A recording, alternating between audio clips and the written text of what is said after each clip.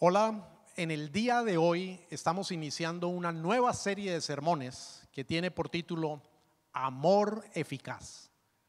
Definitivamente el amor es más que un sentimiento, porque involucra nuestra voluntad.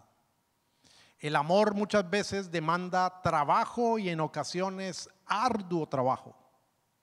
El amor requiere dedicación, requiere ser cultivado y requiere muchas veces sacrificio.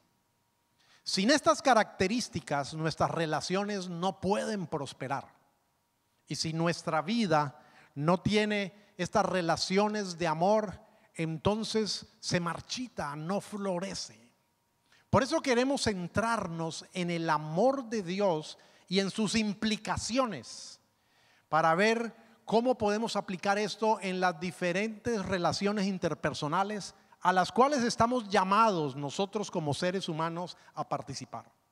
Te invito que durante estas 8 semanas nos acompañes para que juntos aprendamos de este interesante tema. Oremos pidiéndole a Dios su dirección para que Él sea el que obre en nuestra vida. Padre, gracias por tu palabra, porque en ella, Señor, somos guiados. Y en este momento te pedimos que nos dirijas, que prepares nuestra mente y todo nuestro ser para meditar en ella. Danos la actitud adecuada y permítenos comprenderla para ver tu grandeza a través de ella. Háblanos, Señor, y permítenos conocerte más. Guíanos de tal manera que no tengamos oídos sordos, que no tengamos una mente distraída, sino que podamos beber cada gota de la cual tú quieras comunicarnos. Gracias porque tú te has revelado en ella y gracias porque tú sigues trabajando en tu amor para alcanzarnos. En esta mañana te damos la honra y la gloria a ti y nos disponemos, Señor, a bendecir tu nombre. En Cristo Jesús, amén. Nuevamente, entonces quiero decirte que te involucres en este proceso de estas 8 semanas. Bienvenido.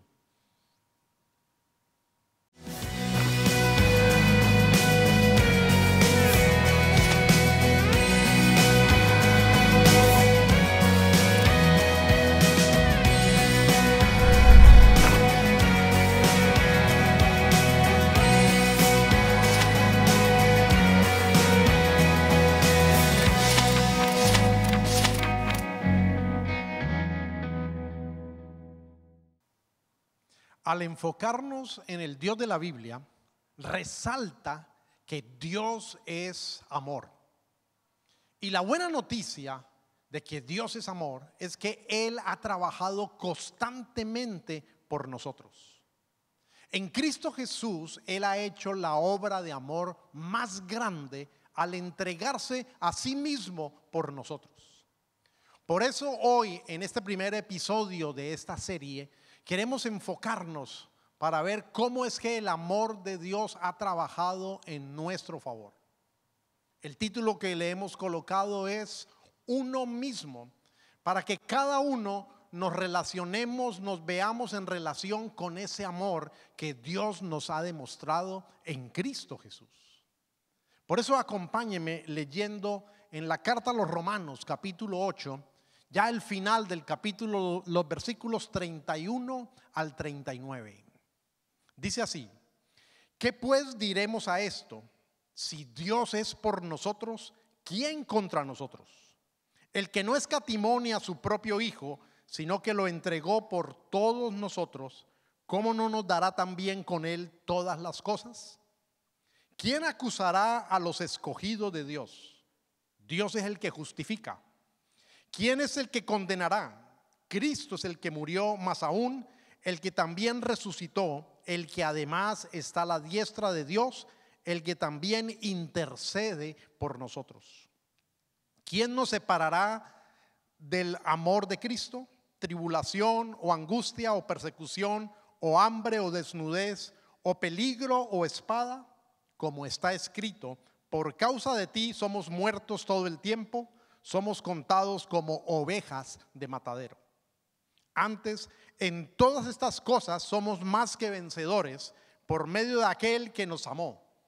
Por lo cual estoy seguro de que ni la muerte, ni la vida, ni ángeles, ni principados, ni potestades, ni lo presente, ni lo porvenir, ni lo alto, ni lo profundo, ni ninguna otra cosa creada nos podrá separar del amor de Dios que es en Cristo Jesús, Señor nuestro. El final de este capítulo 8 de la carta a los Romanos definitivamente es una conclusión que tiene el propósito de comunicarnos seguridad, brindarnos seguridad, porque nos dice que no existe ninguna razón que pueda hacer que Dios, que ha decidido amarnos, pueda cambiar de parecer y pueda dejar de amarnos. No hay ninguna razón para que una persona que ha sido colocada en Cristo por la decisión de Dios, por la gracia de Dios, pueda luego ser separada del amor de Dios. A quien Dios decidió llamar mediante el mensaje del evangelio, a quien Dios justificó declarándolo inocente por la justicia de Cristo, a quien Dios designó para llevarlo a la gloria, para esa persona no existe ningún poder, ninguna criatura creada y ninguna razón que pueda hacer que Dios deje de amarlo. A Dios, querido amigo, no se le agota el amor. Las personas que terminan relaciones amorosas muchas veces dan la explicación de que se me acabó el amor. Lo que realmente se les acabó no fue el amor, sino el enamoramiento, la atracción, el romance, porque el amor es mucho más que un sentimiento. El amor definitivamente involucra nuestra voluntad, es una decisión. El amor no puede ser descrito como la sensación de mariposas en el estómago, como las personas suelen referirse a él.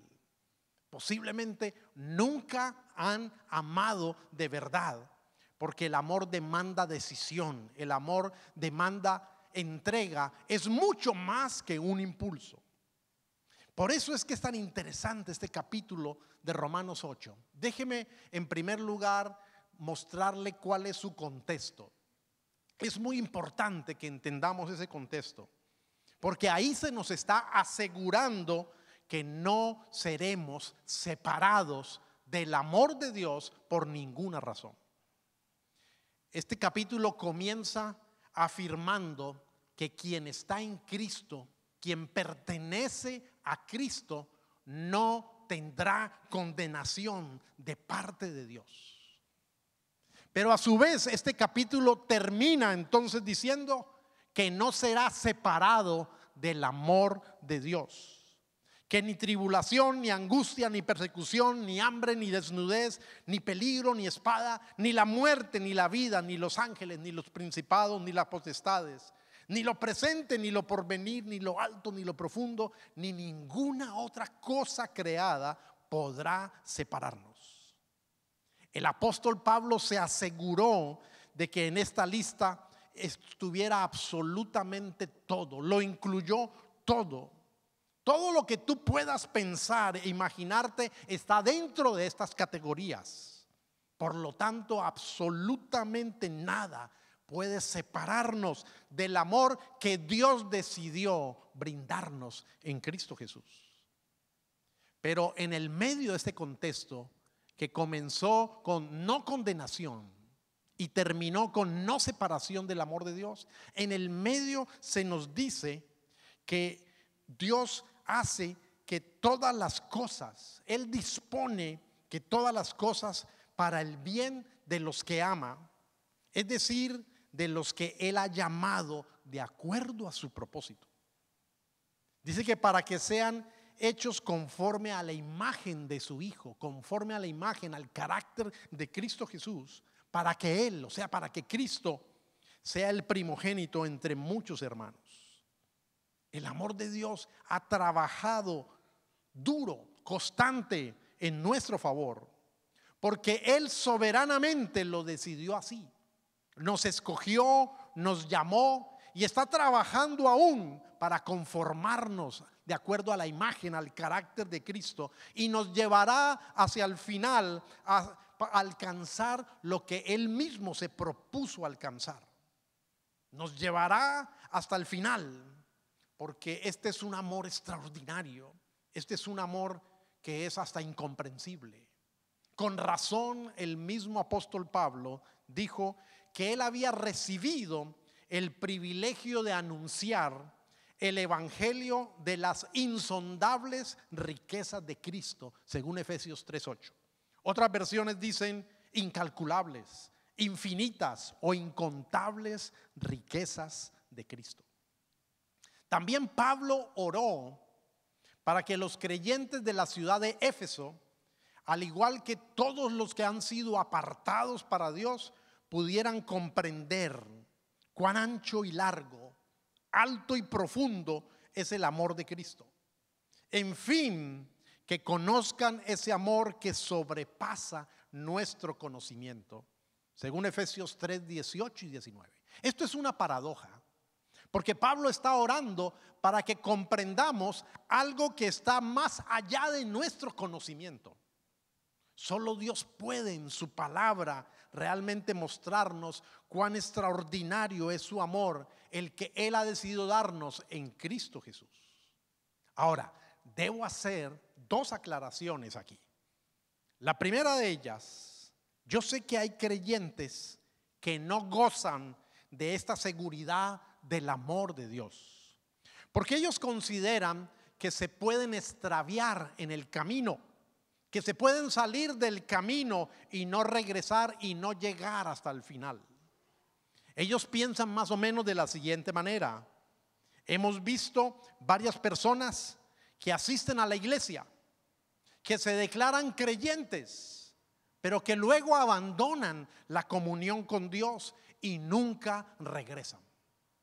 La respuesta para estas personas está en Primera de Juan, capítulo 2, verso 19. Aunque salieron de entre nosotros, en realidad no eran de los nuestros. Si lo hubieran sido, se habrían quedado con nosotros. Su salida sirvió para comprobar que ninguno de ellos era de los nuestros. Querido amigo, no toda persona que visita las iglesias realmente pertenece a Cristo. No todos han creído de corazón en el mensaje del evangelio, porque aún ellos todavía, a pesar de que están asistiendo a la iglesia, siguen confiando en sus propios méritos. No se han soltado de eso. Recuerda, querido amigo, que el perdón de los pecados y la obtención de la vida eterna es algo que no se puede ganar, que no se puede merecer, porque es un regalo de la gracia de Dios. No somos nosotros los que nos colocamos en Cristo, sino que fuimos colocados en Cristo por la decisión de Dios el Padre y por medio de la obra del Espíritu Santo. Así lo anuncia la carta a los Efesios en el capítulo 2, el versículo 1 y luego los versículos 4 al 7. Y Él os dio vida a vosotros cuando estabais muertos en vuestros delitos y pecados, Pero Dios, que es rico en misericordia, por su gran amor con que nos amó, aun estando nosotros muertos en pecados, nos dio vida juntamente con Cristo. Por gracia sois salvos. Y juntamente con Él nos resucitó y asimismo nos hizo sentar en los lugares celestiales con Cristo Jesús, para mostrar en los siglos venideros las abundantes riquezas de su gracia en su bondad para con nosotros en Cristo Jesús. Dios es quien ha hecho toda esta obra de salvación por su puro amor. Y Dios mismo, con base en su amor, Él garantiza que nuestra santificación también alcanzará la meta final. Esto es lo que conocemos como la perseverancia de los santos, porque Dios por su amor decidió llevarnos de nuestro origen, que es la muerte espiritual, hasta nuestro destino eterno, en comunión con Él. Si esto no fuera así, esta larga lista que el apóstol Pablo hizo no tendría ningún sentido. Cuando Pablo se pregunta ¿qué nos puede separar del amor de Dios?, entonces no tendría sentido. Pero tiene sentido porque no hay nada ni nadie que pueda separarnos del amor que Dios decidió manifestarnos en Cristo Jesús. Nada nos separa y nada nos separará del amor de Dios.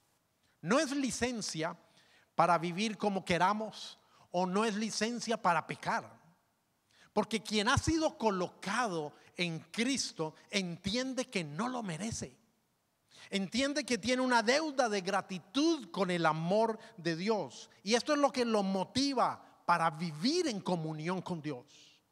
No es el miedo lo que lo impulsa, sino es el amor. ¿Y acaso no es el amor la fuerza más grande que hace que los seres humanos nos comprometamos?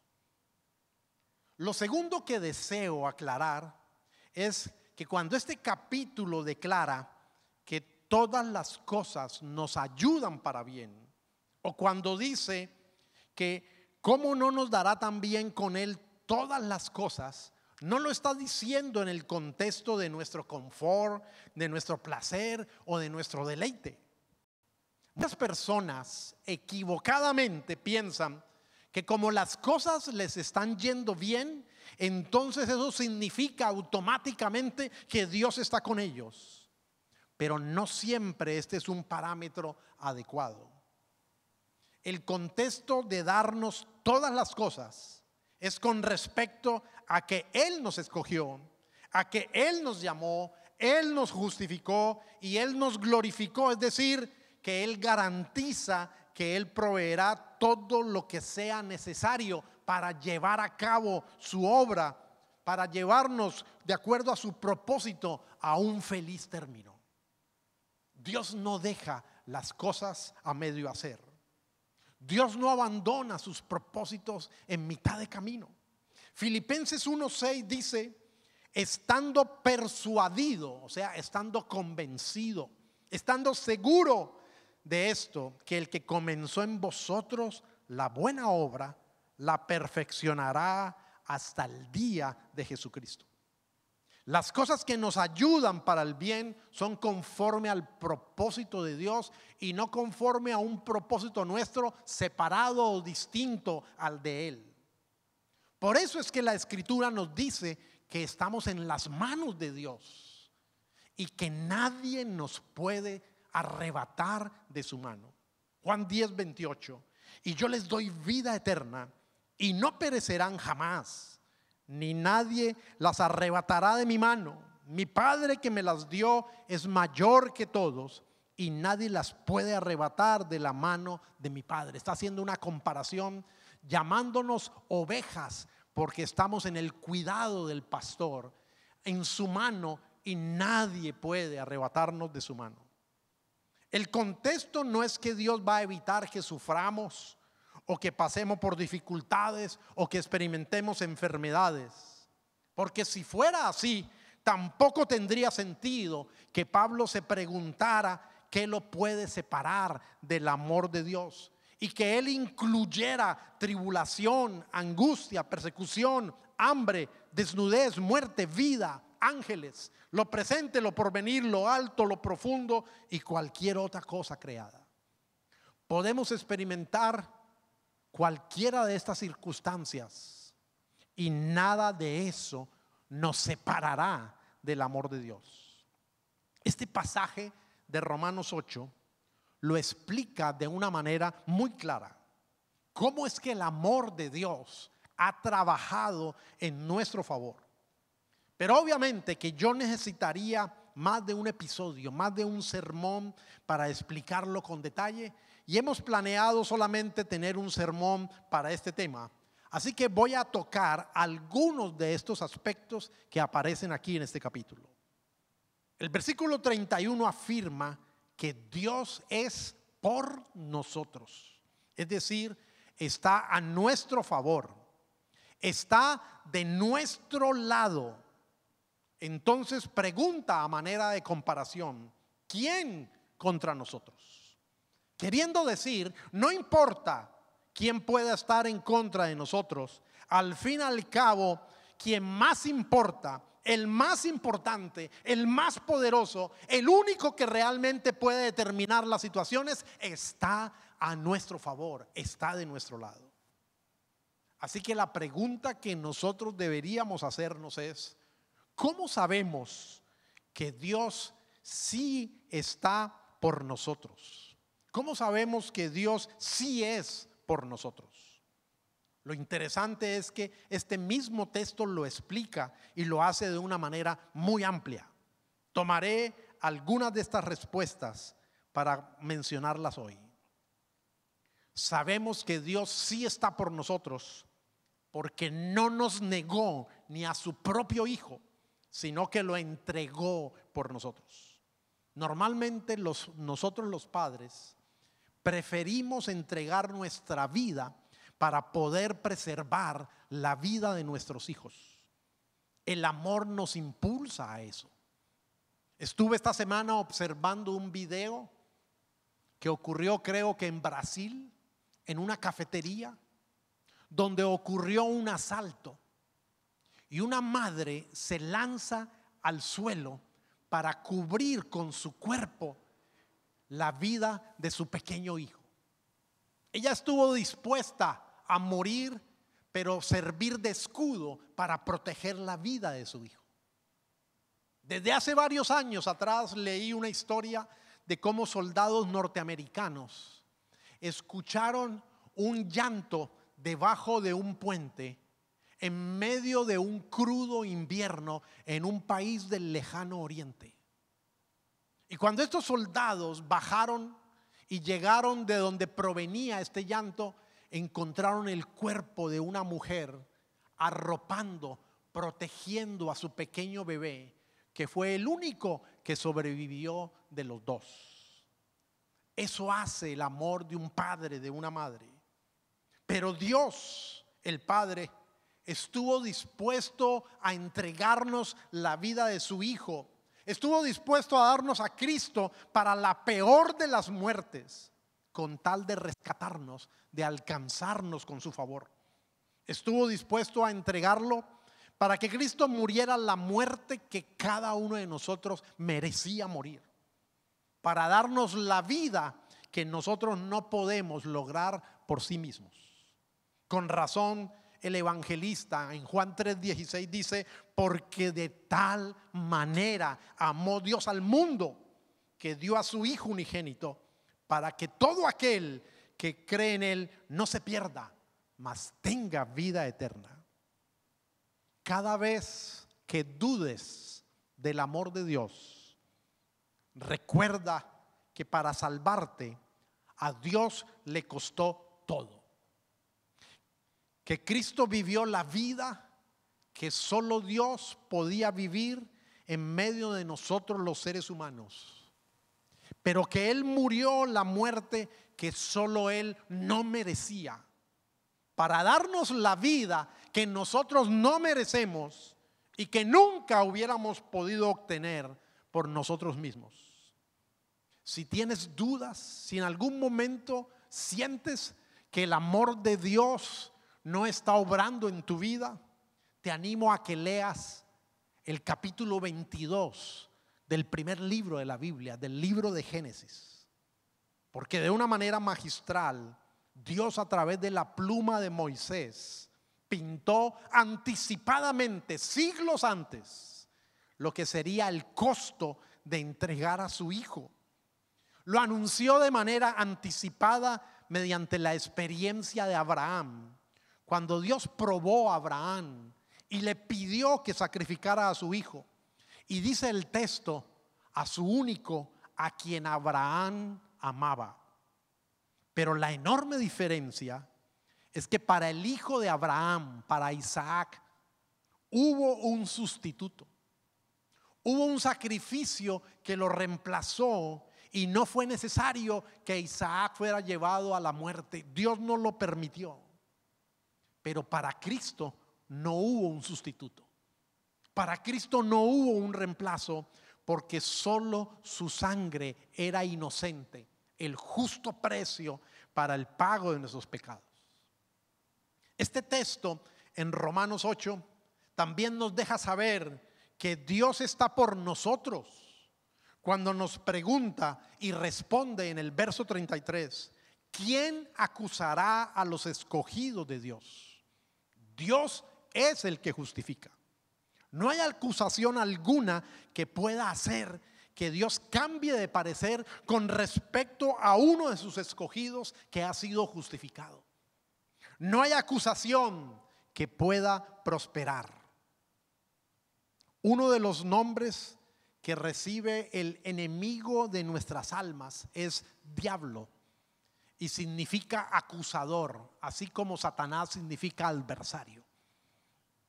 Y al diablo le fascina esta labor de acusar, porque mediante ella él desanima a las personas y las esclaviza y las puede llevar hasta el autocastigo. Todos nosotros sabemos que aunque el diablo es mentiroso, varias de sus acusaciones son verdaderas, porque pecamos, evidentemente fallamos. Cada uno de nosotros sabemos también que nuestra propia conciencia también nos acusa, porque violamos la ley de Dios. Pero la Biblia dice que Cristo es nuestro abogado, y el texto de Romanos 8 nos dice que Él está intercediendo por nosotros. Cristo pagó por cada uno de nuestros pecados y ya se hizo justicia. Como Él murió por el pecado de su pueblo, en derecho ya no se puede volver a demandar justicia por una falta que ya ha sido pagada. Nadie tiene que pagar más de una vez por un delito que ha cometido. Y todos los pecados del pueblo de Dios fueron cubiertos con la sangre de Cristo. La escritura dice en Hebreos 10:14: porque con una sola ofrenda hizo perfectos para siempre a los santificados. En Hebreos 7:25 dice: por lo cual puede también salvar perpetuamente a los que por él se acercan a Dios, viviendo siempre para interceder por ellos. La misma imagen que nos muestra Romanos 8. Y en primera de Juan 2:1 dice: hijitos míos, estas cosas os escribo para que no pequéis. La motivación por amor es esa, no pecar. Pero luego dice: y si alguno hubiere pecado, abogado tenemos para con el Padre, a Jesucristo el justo. ¿Cómo más sabemos que Dios está por nosotros? ¿Cómo sabemos que el amor de Dios realmente es eficaz? Porque en el verso 34 pregunta: ¿quién es el que condenará? ¿Habrá algo que pueda hacer que Dios cambie de parecer? ¿Que deje de amarnos y a quien Él libró de la condenación? Acuérdate que ese es el contexto con que comenzó este capítulo. Luego Dios decida condenarlo. La respuesta es un poco más larga, pero yo voy a resumirla de la siguiente manera.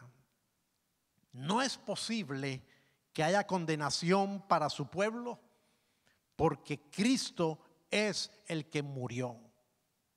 Cristo ya experimentó en nuestro lugar la ira de Dios el Padre cuando en la cruz Él cargó con todos los pecados del pueblo de Dios.